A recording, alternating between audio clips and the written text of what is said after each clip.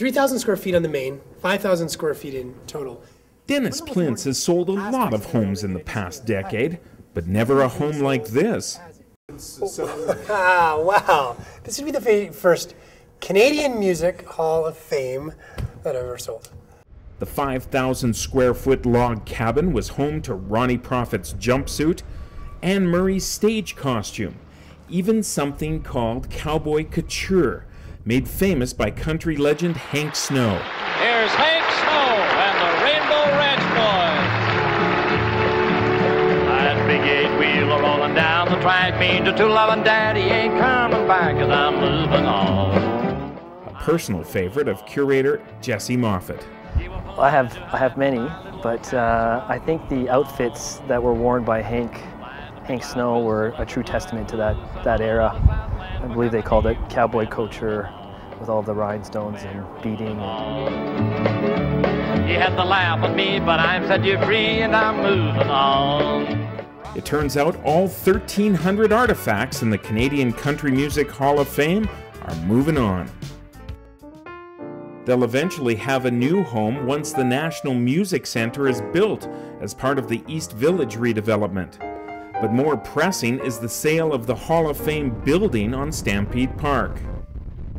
As a community hall, as a home, I would love to have it as a home. It's almost 5,000 square feet, so it would be quite a shack if you had the land to put it on.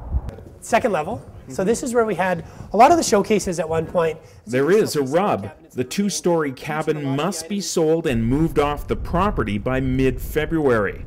The Stampede is redeveloping the park. The hall must go. So the price has been slashed from an original list of $250,000. $150,000 or $149,900 is the asking price. All bids considered, and we've looked at some great bids. A few people we've had to weed out when I've had to tell them that you can't live in the building on site, unfortunately. Although that'd be great for fireworks. It's just the building's got to be moved, and people need to know that. The Hall of Fame was a beehive of activity for the 10 days of Stampede each year. The display cases filled with Canadian country music artifacts. There were even musical performances on the Ray Griff stage. For a restaurant or for a bar, anytime you can have that type of a story that goes with the property, it's that much more appealing. For now, the display cabinets sit empty. Ray Griff's stage is silenced. And while the music lives on, the signs, symbols, and logos of a bygone era await that perfect offer. And of course, with the right offer, anything can be included. I'm through with you, too bad you're blue, keep moving on. Rick Donkers, CalgaryHerald.com.